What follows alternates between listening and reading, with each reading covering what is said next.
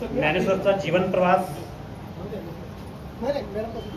अगदी लहान असल्यापासून त्यांना बघितलेला आहे। ज्ञानेश्वरांचा विद्यार्थीच असल्यामुळे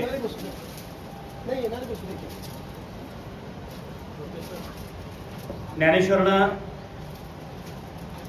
अगदी लहानपणापासून संघर्ष हा त्याच्या जीवनाचा एक स्थायी भाव आहे आणि त्या संघर्षातून त्यानं हे नाव मिळवलेलं आहे।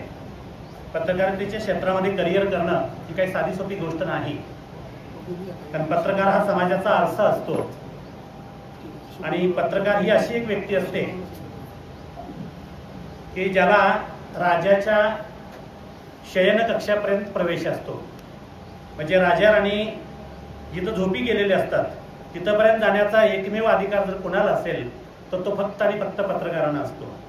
आणि म्हणून पत्रकारांना स्वातंत्र्याचा चौथा खांब असं म्हटलं जातं। निर्भीड पद्धतीची पत्रकारिता जी आगरकरांनी सुरू केली, ज्या महान माणसांनी ती सुरू केली, आगरकरांच्या पासून डॉक्टर बाबासाहेब आंबेडकरांच्या पर्यंत किंवा त्याच्यानंतर अनेक नामांकित असे पत्रकार या देशामध्ये होऊन गेले किंवा जगातले अनेक नामांकित पत्रकार झाले।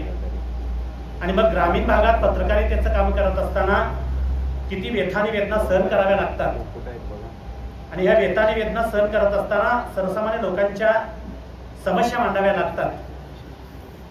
जीवघेणे प्रसंग अंगावरती येतात। या सर्व गोष्टीकडे बघत असताना ज्ञानेश्वरनं कमावलेलं जे ज्ञान आहे आणि त्या ज्ञानाचा तो आज जो वापर करत आहे जो खरोखर आपल्या दृष्टीने अतिशय कौतुकास्पद असा आहे।